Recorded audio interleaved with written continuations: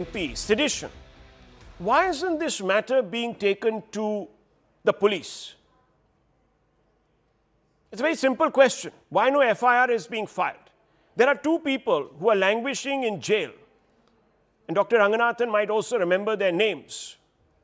One that have made attempts to sever India allegedly. And they've been in jail for now 4 or 5 years. This is a very serious charge, viewers. It's not the first one that has been brought against Rahul Gandhi or the Gandhi family. Look at what's happening with Mr. Vadra. For 11 or 12 years, the sword of Damocles is hanging over his head. He's being accused of all sorts of corruption, but nothing moves. Innuendo, viewers, is being passed off as fact. And then you have the Herald House, where a charge sheet has only now been filed about 8-9 months ago. Where's that court case gone, viewers? Nowhere really. The ED is out there frothing. Now you have Mr. Dubey.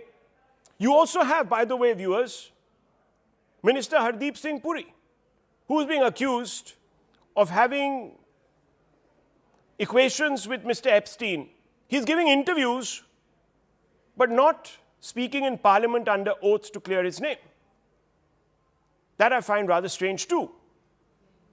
So there are a lot of these issues, viewers, and therefore I'm posing the question, is this motion substantive or is it a stunt?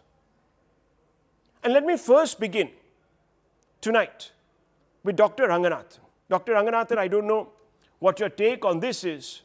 I'm not saying that Rahul Gandhi doesn't deserve blame for disrupting the House and so on and so forth. We've seen that in his juvenile, and he is being pulled up not just by journalists, but also there are murmurs now amongst allies.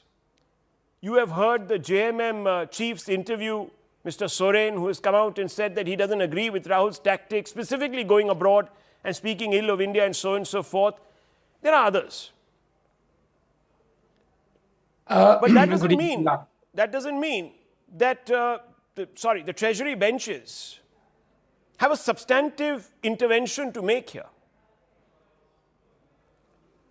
Good evening, Rahul, and good evening to my fellow panelists. You've had that excellent primer where you explained various things and anomalies as far as BJP wanting justice to be meted out to the wrongdoers, principally Congress. Well, let me just explain one thing, because you mentioned that. You mentioned Robert Vadra. The Haryana government under the BJP, in an affidavit submitted to the Punjab and Haryana High Court in April 2023, stated that no regulations or rules were violated in the 2012 land transaction between Robert Vadra's firm, Skylight Hospitality, and DLF. So it is not the fact that the cases are in court, which has traditionally been perhaps justifiably so, BJP's defense, that once the case is in court, we can't do anything about it. Fair enough, because the delays are because of the court. But here the Haryana government itself is giving quote-unquote clean chit. How would you explain that? And I would want my very dear friend Shazia to explain that. But be that as it may, that is away from the point of contention out here. The point is, yes, are the rules to be applied across the board? Are the rules to be applied objectively without any fear of favor? Yes, they should. But have they ever been? The answer is no. Because the fact of the matter is, if you are going to throw out one member of a political party out of the House, you would immediately have another member who's actually done the same intransigence. Perhaps not immediately, but at some point of time. And he or she was spared. So, A, you're absolutely right, the rules are there to be broken, and B, they are not followed objectively. Now let me come to this exact point out here.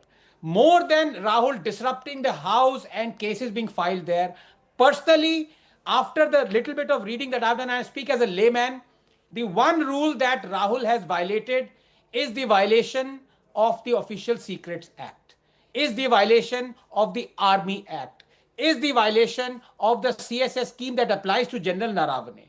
Now, when he is repeating something that is right now being vetted by the Defense Ministry, it is breaking the law. That is what a layman is saying. Now, if there is a lawyer on your panel or about to come, then maybe he or she can clarify that. But that is something where you can go after him legally. Trying to go after somebody who's disrupted a house or is saying his utterances, then you have to apply it across the board. And there you would empty out the parliament. Well, that's what I was saying, viewers. If you believe that the person is guilty of sedition, file an FIR. Yeah. Walk the talk.